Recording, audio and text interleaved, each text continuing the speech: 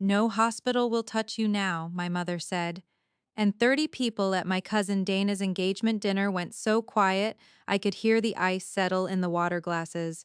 She had filed a false police report saying I stole her pain medication, and by that point the lie had already reached my nursing program, my clinical placement coordinator, and one of the instructors who controlled whether I could graduate on time. My father had repeated it to anyone who would listen, as if saying it often enough would turn it into a fact.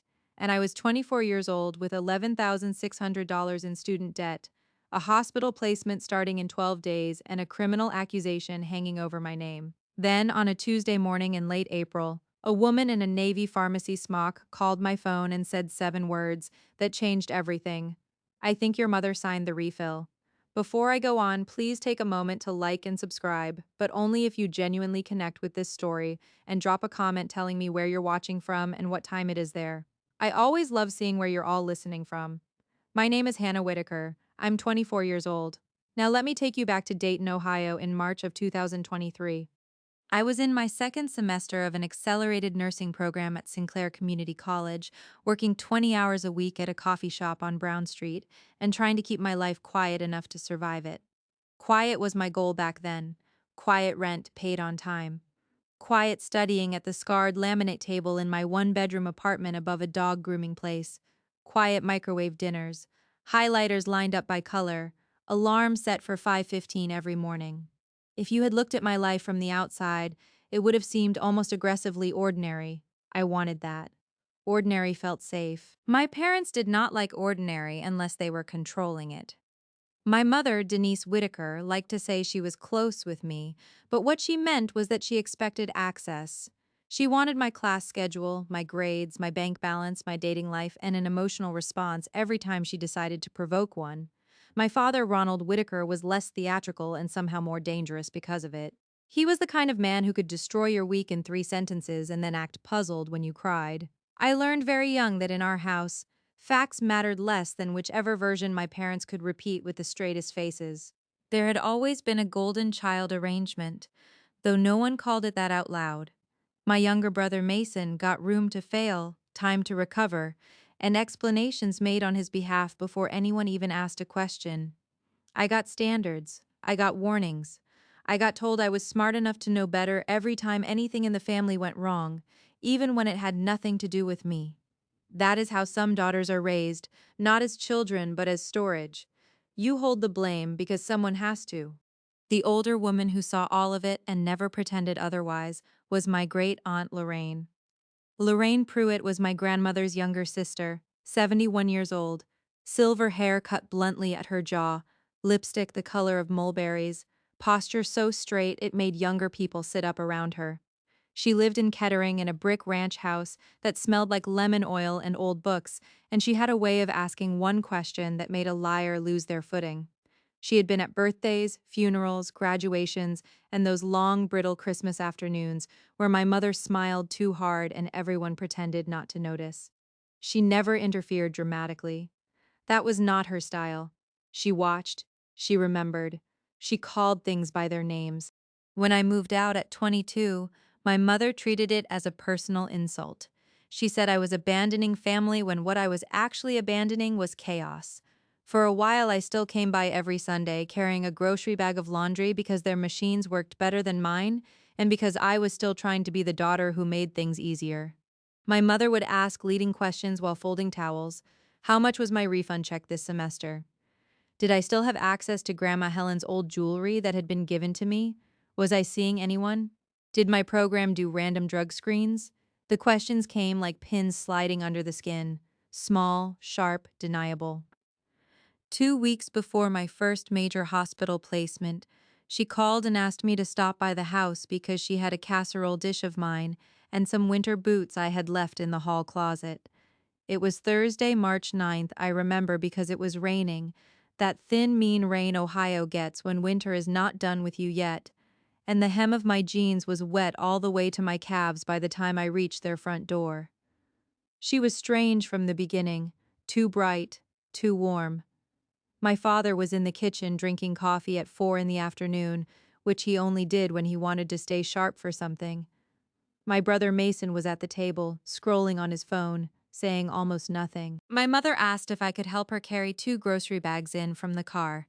It took less than a minute. We walked to the driveway, got the bags, came back inside, and she went upstairs for my boots. I stood in the kitchen with the casserole dish in one hand while my father talked about the weather like a man reading from a script. Then my mother came down, stopped halfway on the staircase, and said very clearly, "Where is it?" I actually thought she meant the dish. I held it up a little and said, "This is mine." She came down the rest of the stairs with her face already arranged. "My medication, Hannah. The bottle from my purse." My father set his mug down. Mason looked up but did not look surprised. That detail came back to me later. At the time, all I felt was the cold shock of stepping off a curb you did not know was there. I told her I had no idea what she was talking about. She said she had left her purse on the console table by the front door, then gone upstairs, and now her hydrocodone was gone. She said it in a careful voice, each syllable placed where it would do the most damage. My father asked me if I wanted to empty my pockets. I did. My jeans, my jacket, the side pocket of my tote bag with my anatomy flashcards and 2 granola bars and a roll of mint gum. Nothing. I thought that would end it. It did not. My mother said, "Then maybe you hid it before we came in." She said it like a woman making a painful but reasonable deduction. My father asked to check my car. I refused, not because I had anything, but because I knew something had shifted and I no longer understood the rules. My mother began to cry. Not messy crying, performance crying. The kind with enough control left over for eye contact. She said she was recovering from surgery and could not function without her medication. That part was technically true. She had minor knee surgery 6 days earlier. It was also true that her refill was due the next morning. I did not know that yet. I left with my boots, the casserole dish, and a feeling I could not name. 27 minutes later, while I was stopped at a red light on Wilmington Pike, Officer Craig Bell from the Montgomery County Sheriff's Office called and asked where I was because my parents had just reported that I stole prescription medication from their home. I remember gripping the steering wheel so hard the textured vinyl pressed a pattern into my palms. The light changed. The car behind me honked. My whole body felt like glass. Officer Bell asked if I would be willing to answer a few questions that evening. I said yes because innocent people still believe cooperation will protect them.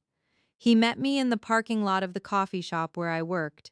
The air smelled like wet pavement and burnt espresso from the vent over the back door. He was polite, almost apologetic, and I could tell from the first 30 seconds that he did not think I was what they were describing. He asked if I had a history of substance abuse. No. Prior arrests. No. Why did my parents think I took the pills? I said. Because I told them last week I can't keep lending them money. That was the first full shape of it. My mother had been asking me for cash in little amounts for months.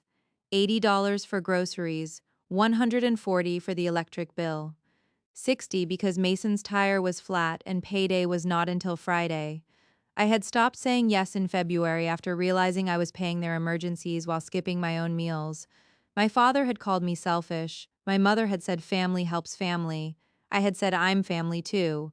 My mother stared at me for a long moment and said, "You are when you act like it."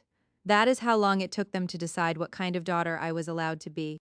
By Monday, the police report had become an academic problem. My clinical placement coordinator, Marisol Green, called me into her office. Marisol was fair, professional, and visibly uncomfortable. There had been an anonymous call over the weekend, she said, from a concerned family member, warning the program that I was under investigation for stealing narcotics, because hospitals can reject students for less. My placement at Miami Valley Hospital was being temporarily reviewed. Temporarily is a terrible word when tuition deadlines are real. Temporarily can ruin a semester just as completely as permanently if it lands at the wrong time. I did not cry in Marisol's office. I sat very straight and asked what documentation they needed from me. She blinked once, relieved to be speaking to someone calm, and said any official update from law enforcement, any written statement, and anything that established the allegation had not led to charges. I wrote it down. My handwriting was neat. My stomach felt like it was full of wires. The person who drove me home that day was my friend Caleb Foster, a quiet paramedic student I had known since prereqs. He was not dramatic and never tried to turn himself into a hero in anyone else's story. He simply showed up. He held the passenger door open when my hands were shaking too badly to manage it, put a paper bag with a muffin and a bottle of water on my lap, and said, "You need to eat before you decide anything." It was such a plain sentence that it saved me. Panic likes empty blood sugar. He sat in my parking lot until I went upstairs. That night, I called Aunt Lorraine. She listened all the way through without interrupting, the way very few people do when they are angry on your behalf.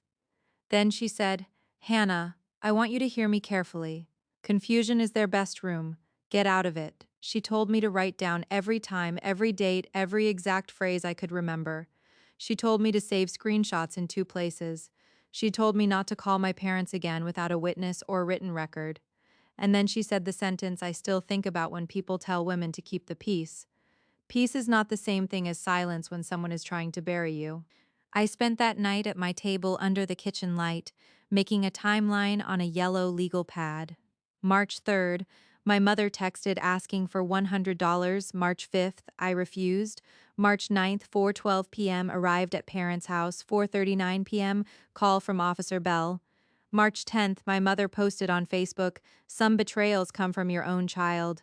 She did not use my name. She did not have to. People knew. That was the beginning. I still did not understand how far they planned to take it. By the next week, the accusation had become a story my parents were telling with remarkable discipline. They were not sloppy. That was what made it so dangerous. My mother called 3 relatives and framed it as a private heartbreak. My father told our pastor at Trinity Ridge Community Church that I was struggling and they were trying to get me help. Mason told one of his friends, whose mother worked in admissions at a different health system, that I had been caught stealing pain meds from family. Once a lie enters a community through separate mouths, it starts to sound like common knowledge. People do not check common knowledge, they repeat it. I learned most of this because people started contacting me in the careful tones adults use when they want credit for concern. My cousin Aaron texted, "I heard something and just want to say if you need rehab, I support you." A woman from church left me a voicemail saying there was no shame in asking for help. My old high school biology teacher sent a Facebook message with a prayer hands emoji. I read each one without replying at first, then took screenshots and saved them into a folder labeled March. It felt clinical after a while, evidence often does. My mother escalated on March 14th. She called the nursing department directly and left a message saying she was my mother and feared I might divert medication from patients if I was allowed into clinical. Marisol told me this only after I asked, very evenly, whether there had been more than one contact. There had. Marisol was trying to protect me in the narrow way institutions know how, by not saying more than policy required. But she was also building her own file. I could see it in the way she dated everything while I spoke. That same afternoon, my father called me from a number I did not recognize. I let it go to voicemail. His message was 43 seconds long. He said if I would just admit I took the bottle in a moment of bad judgment, they would tell everyone I was getting treatment and spare me worse consequences. There it was, not confusion strategy. They wanted confession because confession would convert a lie into a permanent record. My hands were cold when I replayed it. He sounded almost bored. I took that voicemail to the police station the next morning. Officer Bell met me at the front desk and led me into a small interview room with beige walls and a camera in the corner. The fluorescent lights buzzed. I gave him a printed timeline, screenshots of my mother's posts, and the voicemail from my father. He listened with his elbows on the table and asked, very carefully, whether I believed the report was intentionally false. I said yes. He asked why they would do that. I told him about the money, my refusal, and the timing of my clinical placement. Then I told him something else. My mother had texted me the morning after the accusation, "If you take responsibility quietly, this does not have to ruin your future." I had read that text 20 times, and each time it landed harder. Innocent people are not offered bargains for things they did not do. Officer Bell requested a copy on his desktop while I sat there. I watched the progress bar move and felt something inside me settle. Reality was becoming printable. That matters more than people think. When a lie is social, you can feel yourself dissolving. A file with your name on it can be the first solid thing you hold. The older woman who had been present for the original betrayal, in her own way, was Aunt Lorraine. She had arrived at my parents' house the afternoon after the accusation because my mother called her crying, expecting support. Instead, Lorraine sat at their dining room table, accepted a cup of coffee, and asked one question. Denise, what exact time did you last see the bottle? My mother could not answer without glancing at my father.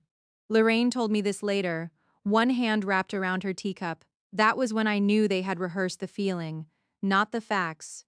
She had been there when my mother tried to retell it, and she had watched the seams. My mother did not like that Lorraine remained neutral in public. She wanted witnesses enlisted, not observant, so she escalated again. She posted on Facebook that Sunday, "As a mother, there is no pain like watching your child choose lies over accountability." 38 people reacted to it, 8 commented hearts. One wrote, "Praying for strength." My mother liked every comment, then she messaged me privately and said, "You are making me look cruel by refusing to admit what you did." Even now, I think that sentence explains her better than any diagnosis could. At the same time, my program froze my hospital assignment pending review. I was not expelled. That would have been cleaner. Instead, I was put in an administrative limbo that felt designed to turn certainty into exhaustion. I still attended lectures. I still took exams. But while my classmates talked about badge access and shift times, I was calling offices, clinical compliance, student affairs, risk management. Each person wanted one more document, one more form, one more statement. I learned to keep a spiral notebook with the names of everyone I spoke to and the exact minute the call ended. If you have ever had to defend yourself while trying to continue living, you know how surreal it is to discuss policy while your own family is stripping the paint off your name. Caleb kept showing up in those small, almost invisible ways that become enormous when you're under pressure. He waited outside my pharmacology exam with a granola bar and a black coffee because he had noticed I never ate before tests when I was anxious. One rainy Wednesday, he changed the dead battery in my smoke detector because I had been too wired to drag a chair into the hallway and handle the intermittent chirping. He never said, "You will beat this." He said things like, "I can drive if you want to review your notes in the car." I trusted him because he never needed the story to become about his support. The secondary villain in all of this was Mason. He was 21, drifting between part-time jobs, still living at home, and far too practiced at looking helpless when he was actually choosing convenience. I found out through a mutual cousin that Mason had told people he personally saw me near my mother's purse, which was true in the stupidest possible way. I stood by the front door for less than 10 seconds while taking off my wet jacket. He was converting proximity into testimony because it kept him on the safe side of the house. When I confronted him by text, he answered, "I didn't say you took it. I just said what I saw. I saved that too." Half-truths are often the cruelest kind because they wear borrowed clothes from the truth. Then came the first useful crack. On March 21st, I requested the body camera footage from the responding officers under Ohio Public Records procedures. I did not know if I would get it quickly, but I knew I had to ask. The clerk at the records window was a woman with tortoiseshell glasses and a voice like gravel. She stamped my request and said, "It takes what it takes, honey. But asking matters." I liked her instantly. Bureaucracies are full of people who have seen enough lying to recognize the sound of someone clinging to facts. I also called the pharmacy that had filled my mother's prescription. At first, they told me they could not discuss a patient's records. Fair. I was not asking for the records yet. I asked a narrower question. Was there any process for documenting who picked up a controlled medication refill? The technician said yes. There was a signature log and, depending on the timing, security footage at the pickup counter. She would need the patient to request it or law enforcement to inquire. I thanked her and wrote down her name, Marcy Heller. Pharmacy technicians are underestimated until they decide to pay attention. That same evening, my mother sent me the text that made my attorney later call the whole thing astonishingly stupid. It read, "If you take the blame quietly, your father will tell the school we overreacted. Take the blame quietly." I stared at those 4 words under the yellow kitchen light until they looked detached from language. There are moments when the mask slips so fully you almost feel calm. Not because it hurts less, but because at least you finally know what room you're in. The attorney I retained was named Priya Shah. She was 39, compact, exacting, and impossible to rattle. A legal aid clinic referred me to her for a low-cost consultation after I explained that a false theft allegation was affecting my professional standing. I met her in an office downtown that smelled faintly of toner and peppermint tea. She read my timeline, listened to the voicemail, scanned the screenshots, and said, "Good. You documented before you were told to. That saves months." She advised me not to threaten my parents, not to argue on social media, and not to rely on anyone's conscience. We would request an amended law enforcement note if the evidence supported it, send a preservation letter to the pharmacy regarding any pickup logs or footage, and notify the school formally that I disputed the allegation as false and had legal counsel. Calm language, concrete facts. No adjectives I could not prove. There is a strange dignity in becoming procedural. Every morning before class, I updated my file. Every night, I backed it up. Screenshots by date, voicemails transcribed, emails exported as PDFs. I sent Marisol a short written statement, then a more formal letter through Priya. I requested all communications from the program concerning my placement review. I asked Officer Bell whether there had been any independent evidence beyond my parents' report. There had not. No pills found, no witness who saw me take anything. No missing refill because the refill was picked up the next morning. That last fact sat there quietly, waiting for someone to understand what it meant. My parents, meanwhile, believed volume would outrun evidence. My father asked our pastor to reach out to me. Pastor Neil called and said maybe the godly thing was to accept that families say things imperfectly when frightened. I thanked him for his concern and asked whether he was aware my mother had contacted my school to accuse me of narcotics theft. He went silent for a moment and said he had not known the details. I said I'm handling it through documented channels. That became my sentence. Polite and unmoved.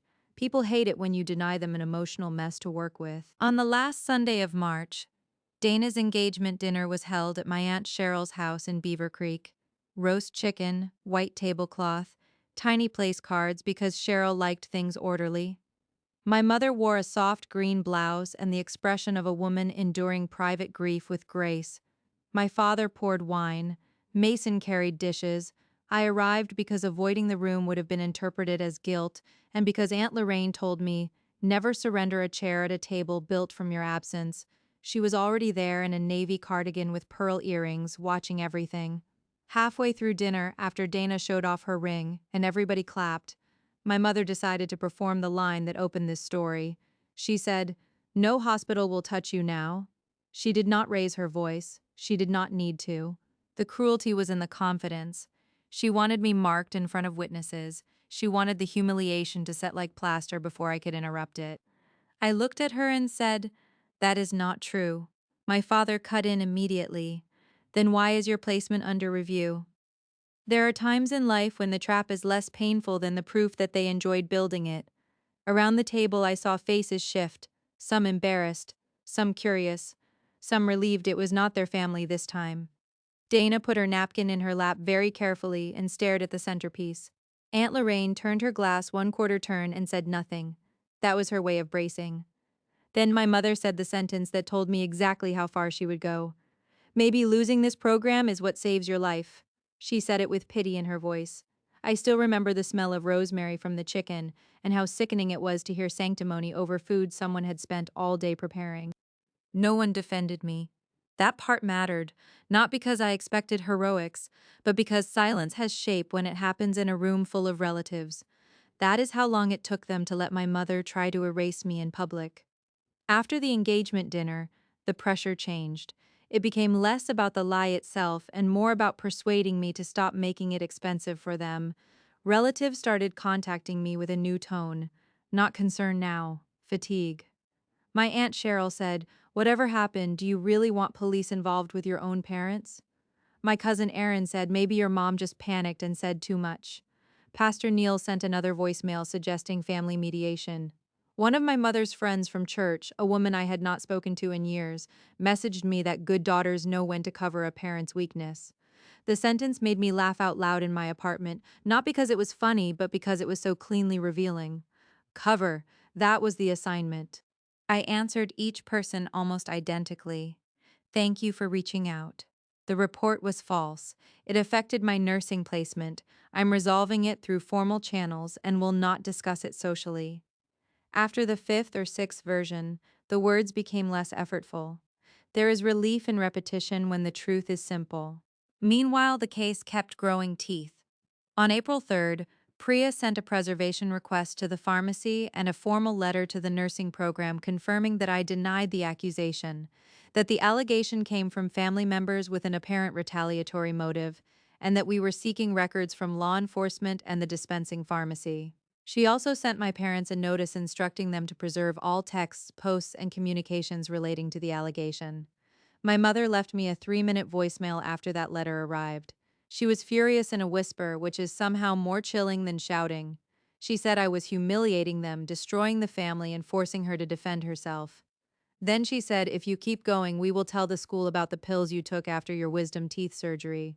I had been 19 then, prescribed medication by an oral surgeon, and taken it exactly as directed.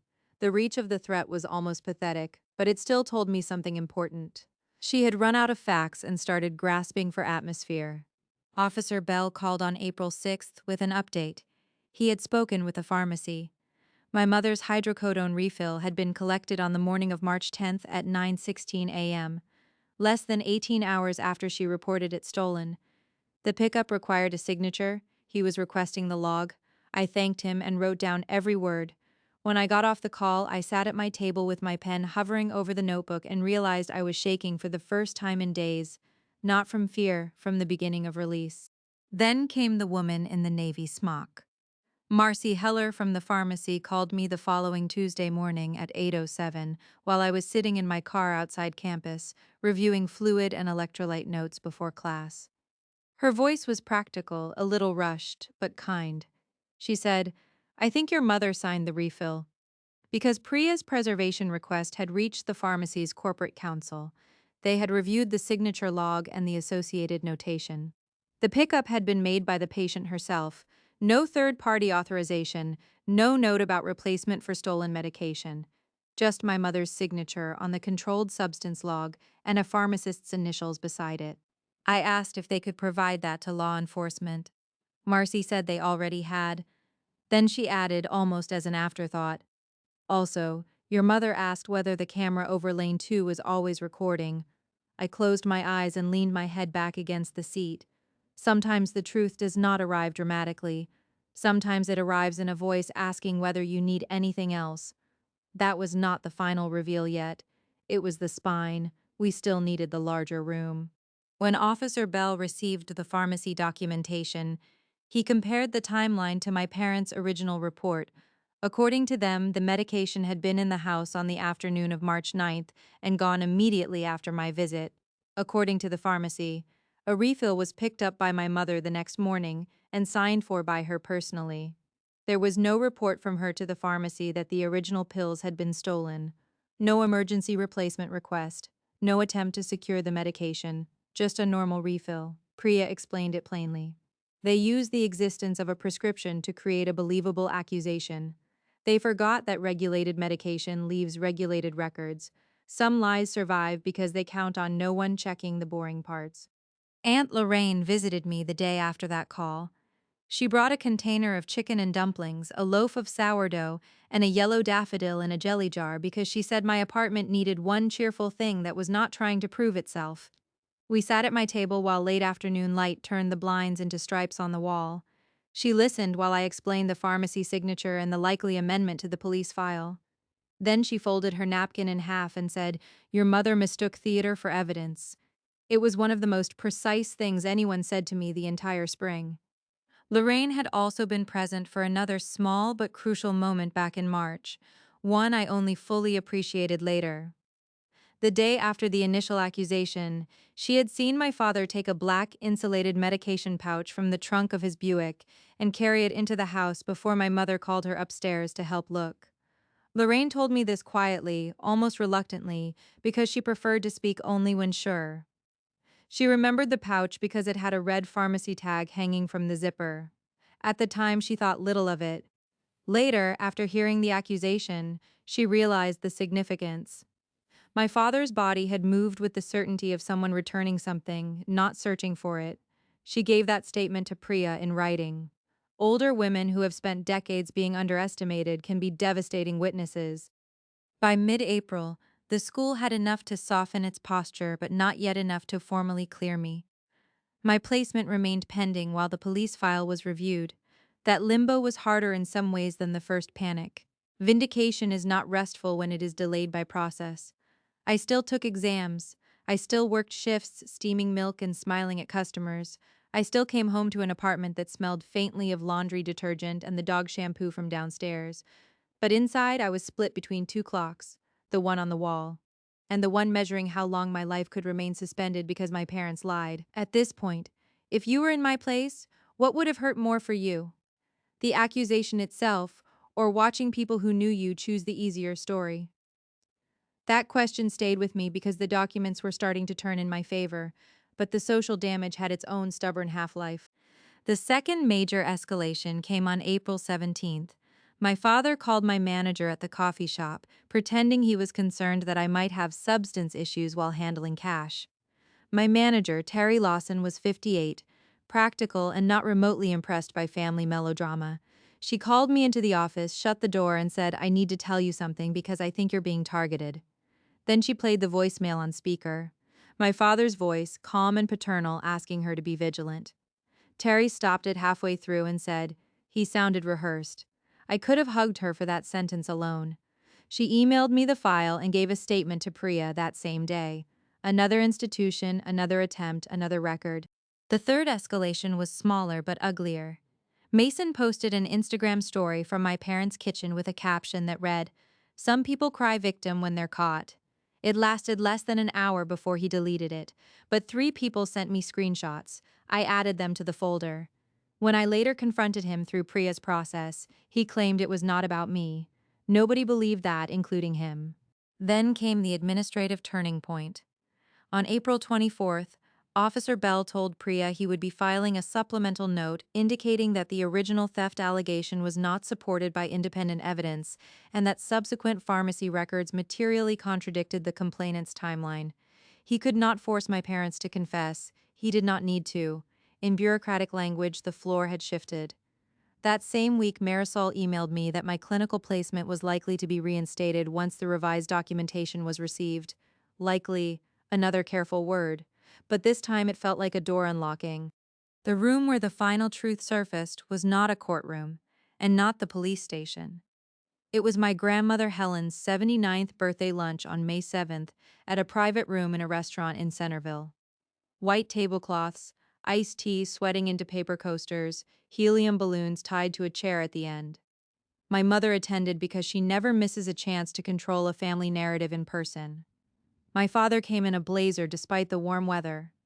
Mason arrived late, smelling faintly of cologne and mint gum. Aunt Lorraine was there too, in a cream linen jacket, carrying a gift bag with tissue paper folded like architecture. I went because by then I had learned something important. Letting people think they have the whole stage makes them careless. The private room at the restaurant had one wall of windows facing the parking lot, and the noon light coming through made everyone look sharper than they probably wanted to. Silverware clicked. Ice moved in glasses. My grandmother Helen sat at the center with a corsage pinned to her blouse and an expression that suggested she would prefer fewer speeches and more mashed potatoes. I had brought her a framed photo of us from my high school graduation, the one where she was laughing because her hat had blown sideways in the wind. She squeezed my hand when I set it beside her purse. "You always did pick the good ones," she said. It nearly broke me. By then, only a few people knew the police file had shifted. Priya knew. Marisol knew a revised note was expected. Aunt Lorraine knew enough to arrive 10 minutes early and choose a chair with a clear line of sight to my parents. The rest of the family still moved inside the old version of events, though some of them sensed the confidence had leaked out of my mother in recent days. She was quieter, not remorseful, simply less sure of the room. The outsider who ended it had no idea she was about to do that. Her name was Melissa Cheng, the pharmacy manager from the Kettering location where my mother's prescription had been filled. She was not family, not a friend, and not connected to any of us socially. She happened to be in that restaurant room because my cousin Dana's future mother-in-law knew her from a charity board and had invited her to the lunch after they finished planning a fundraiser in another part of the building. I had never met Melissa before. Neither had my parents. Life sometimes arranges its own witness stand. A little before dessert, while people were passing around their phones to show pictures from Dana's engagement shoot, My grandmother mentioned that she was worried about all the recent family stress and wished people would stop whispering and say plain things. It was a grandmother's sentence, more weary than dramatic, but it changed the air. My mother smiled tightly and said, "Some things are being handled privately." Aunt Lorraine, without lifting her voice, answered, "Not privately enough to keep them from the nursing program, apparently." A few forks paused. My father stared at his tea. Then Melissa, who had been standing near the doorway speaking to Dana's future mother-in-law, turned at the mention of nursing and said, "I'm sorry I couldn't help overhearing. Is this about that false medication report from March?" She asked it with the open, practical tone of someone identifying a scheduling conflict. She did not know she was detonating the room. My mother's head turned so quickly the pearl earring on her left side flashed in the light. "Excuse me?" she said. Not outraged, just caught off balance.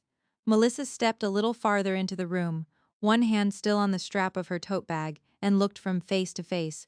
"I only ask because we had to respond to a records request on a complaint where the patient reported theft, but personally signed for the refill the next morning." The officer came by. It was very straightforward. She gave a brief apologetic smile, clearly unaware that every person at the table had just stopped breathing properly. Nobody moved. The room did that rare thing where a space full of bodies becomes physically still. Even the waitstaff at the door seemed to sense something and hover. Melissa went on because she thought she was clarifying, not exposing. There was confusion because the mother later asked whether the pickup camera was always recording, but the controlled substance log matched the patient's signature, so there wasn't really any ambiguity. My grandmother blinked twice and looked at my mother. Dana slowly lowered her phone. My cousin Erin's mouth parted a little.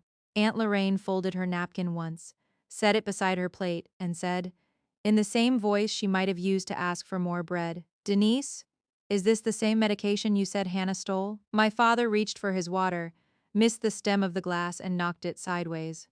It rolled against the tablecloth, spilling into the basket of rolls. Nobody laughed. The sound was small and humiliating and perfect. My mother opened her mouth, then closed it. She tried again. "That isn't what happened." It was not a defense. It was a fragment. Melissa, still unaware she had become the verdict, responded with polite firmness. "I'm sorry, ma'am, but the pharmacy record is very clear. The patient picked it up herself at 9:16 a.m. on March 10th. There was no replacement issued for theft. We documented everything because law enforcement requested it." And then Aunt Lorraine, the older woman who had watched the whole ugly thing from the beginning, added her piece. She turned to my father and said, "Ronald, I also saw you carry the black medication pouch from your trunk into the house the day after you accused her." She did not rush. She did not embellish. I remember the red pharmacy tag. It was such a simple sentence.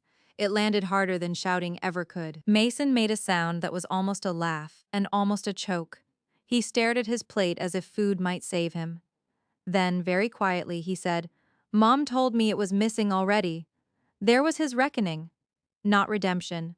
Not courage, just the first crack in the convenience he had been living inside. He rubbed his forehead with two fingers and looked suddenly younger and meaner and sadder all at once. "I thought she already knew where it was," he said. Nobody answered him. My grandmother Helen did. She set down her fork, looked directly at my mother, and said, "You use the police on your own daughter." The sentence had no ornament. It did not need any. No, no, no, no,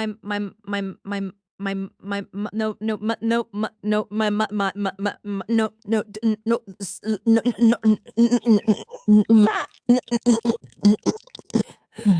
this, the,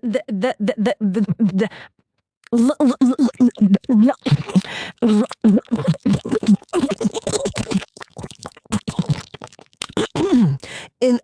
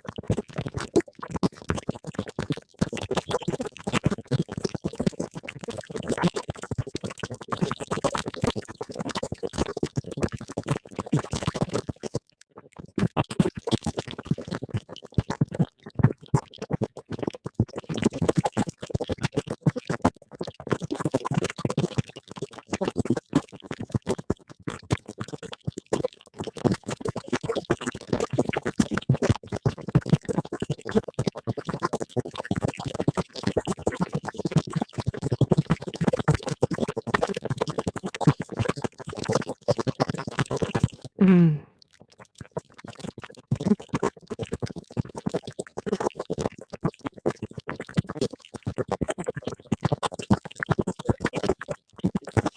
At almost the same moment, my phone buzzed on the table.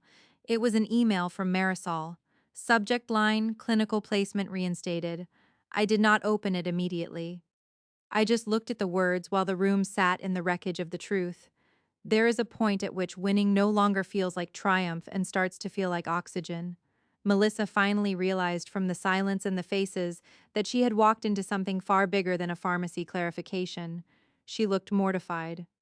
"I'm so sorry," she said to no one in particular. Aunt Lorraine shook her head once and told her, "Please don't be. Facts are useful." That sentence nearly undid me more than anything else. Facts are useful. After weeks of distortion, it sounded almost tender. My mother did not make a scene. That mattered. No dramatic denial, no tears, no confession worthy of a movie. She just sat there with both hands in her lap and said nothing. My father stared at the wet tablecloth. Mason left the room first, pushing his chair back too fast so it scraped the floor. Dana's future mother-in-law guided Melissa gently toward the doorway, whispering something I could not hear. Conversation did not resume. It fractured into low, stunned murmurs. The reveal did what real reveals do. It did not tidy anything. It simply made denial expensive. I opened Marisol's email then. The nursing program had received the updated law enforcement note and supporting documentation. My placement at Miami Valley Hospital would begin on schedule the following Monday. Please confirm receipt. I looked at the screen once, then handed the phone across the table to Aunt Lorraine. Rule number one in my own heart by then was this: I would not perform my own vindication. I had spent too long being told my voice was the problem. Let someone else read it. Lorraine adjusted her glasses, read the email, and then in a clear, steady voice heard by everyone nearest us said, "Hannah's placement has been restored in full." She set the phone down gently beside my plate, as it should be. That was the only announcement. It was enough. The room did the rest. Cousin Erin looked at me and whispered, "I am so sorry." Aunt Cheryl covered her mouth.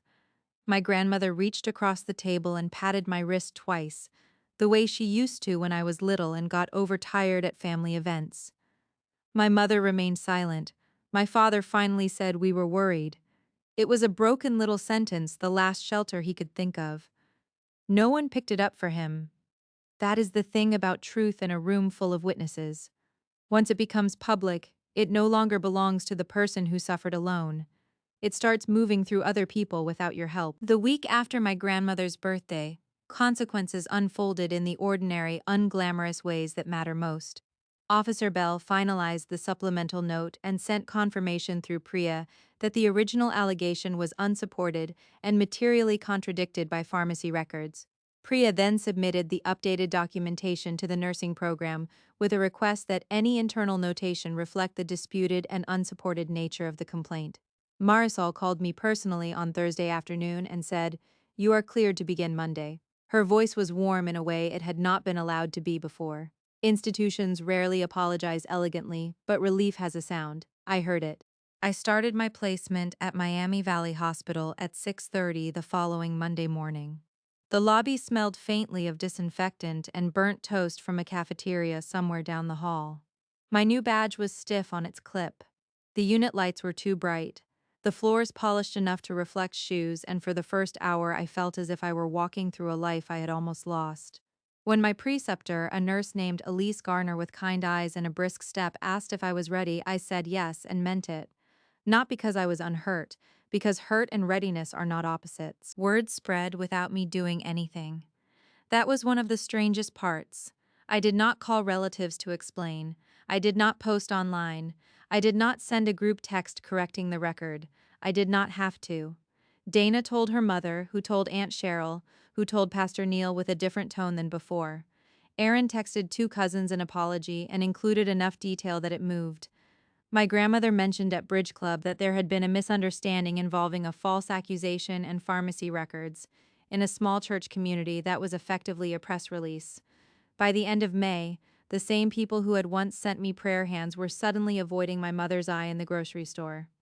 The community consequence came on its own, which was exactly as it should have. I had spent enough energy proving reality.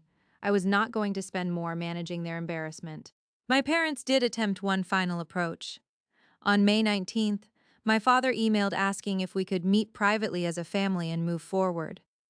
The phrase move forward arrived in the same font as every other sentence he had ever used to skip the middle of accountability. Priya advised me not to respond directly.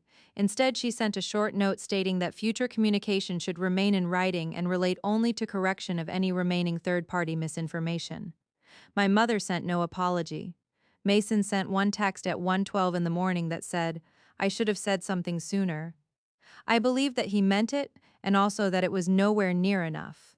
Both things can be true. Aunt Lorraine called me the next day and asked if I wanted company while I grocery shopped. It was such an odd offer that I laughed, she said. I find fluorescent aisles clarifying after family scandals. So we went to Dorothy Lane Market on a Saturday afternoon and bought strawberries, bread, and pasta sauce, while discussing nothing more emotional than whether avocados can be trusted. At checkout, she leaned toward me and said, "You do know this was never about pills?" I nodded. We both knew it had been about obedience, about the moment I stopped financing them and started existing outside their control. Some parents do not notice your adulthood until they can no longer access its benefits. Caleb was there too, in the quieter way he always had been. The first Friday after my placement began, he came over with takeout from a Thai place near campus and a little potted basil plant because he claimed my windowsill looked underused. We ate on my couch in scrubs, too tired to sit upright with dignity, and watched a nature documentary with the volume low because words were not very necessary. At one point, he got up, turned the deadbolt without comment when he heard voices in the hallway, and set my phone on the coffee table where I could see it charging. That was his way. Care translated into practical motions, no speech, just presence. As for forgiveness, I am not there. I want to say that plainly because women are so often asked to make their healing look graceful for other people. I do not wake up every morning consumed with rage anymore. That is different from forgiveness. There are still moments, usually at strange times, when I remember the exact softness in my mother's voice when she said, "Maybe losing this program is what saves your life," and I feel something old and scorched move through me. I do not know if full forgiveness will arrive. I do know I am done treating that absence like a moral failure. My relationship with my grandmother deepened after all of this. She began calling me every Sunday at 7:30 p.m., always after Jeopardy, always from the same armchair by her lamp. We talked about recipes, weather, her knee, my exams, whatever patient story I could safely anonymize. One evening she said, when I was your age, girls were expected to swallow things whole. Then she added, "You chewed." It was the closest she ever came to praise. I treasure it. Mason moved out of my parents' house in August and into an apartment with two other guys in Fairborn. I know this not because he told me, but because Aunt Cheryl mentioned it over the phone in the tone people use for weather updates. Months later, he sent a longer message admitting that our mother told him she only needed him to back the story until things settled.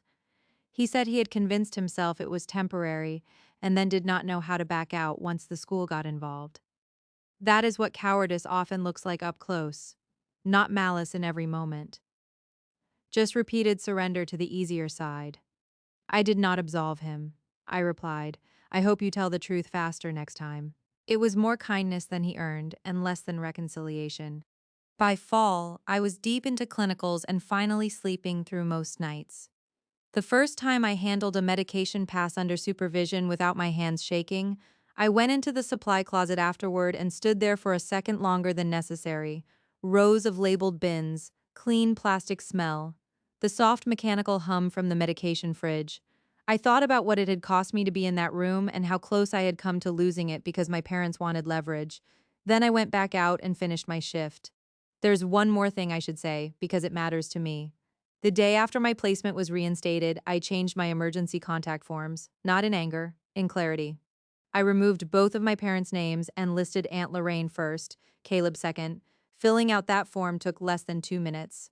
I sat there afterward looking at the updated screen and felt an unexpected calm. Chosen family can begin in paperwork long before it becomes a holiday tradition. The ending of this story is not a reconciliation dinner or a tearful doorstep apology, it is smaller and to me truer. Last month, after a 12-hour shift, I came home to my apartment just after dusk. The dog groomer downstairs had closed, so the whole building smelled faintly of shampoo and rain. Caleb was at my stove making grilled cheese because he had borrowed the spare key to water the basil plant while I was at the hospital. Aunt Lorraine had left a voicemail reminding me to buy decent tomatoes and not the pale ones. My grandmother had texted a photo of the peach cobbler she ruined and blamed on the oven. I kicked off my shoes, washed my hands, and stood for a moment listening to the soft hiss of butter in the pan. Nothing dramatic happened. Nobody made a speech. Nobody asked me to be the bigger person. The room was warm. The bread was browning. There were people in my life who did not need me confused in order to feel secure. After everything that felt almost extravagant. So that is my revenge, if you want to call it that. Not shouting, not humiliation performed back at the same volume I documented. I waited. I let the records speak in the voices of people who had no reason to protect me except that the facts were theirs to tell. My mother used the police, my school, my church, and my community to try to make a lie permanent. In the end, a pharmacy manager, a careful officer, and an older woman with a very good memory did what I could not have done by force. They made the truth public in a room where my parents expected control. That was enough. If you are in the middle of something like this, where the people hurting you are counting on confusion, write everything down. Save the boring details, dates, times, voicemails, screenshots, names of clerks, the exact wording of the lie. Dignity is not always loud. Sometimes it looks like a folder on your desktop and the patience to let the right person open it. And if the people who should have protected you become the ones you need protection from, believe that sentence the first time. It can save years. I still do not know whether my mother understands what she destroyed. Trust, obviously, access. The fantasy that she could rewrite me whenever she felt threatened, but also something quieter. The automatic daughter she thought would keep returning to the house carrying groceries and needing her version of events to feel real. That girl is gone. They took a match to her themselves. What remains is me. Tired sometimes, still angry in places, not fully forgiving, but licensed now, working, paying my own rent, cooking dinner in a kitchen where no one is setting traps for me, answering only the calls I choose to answer. Sitting at ordinary tables with people who came because they wanted to be there. Some endings are not made of justice alone. Some are made of peace, you built with both hands after someone tried to teach you that you did not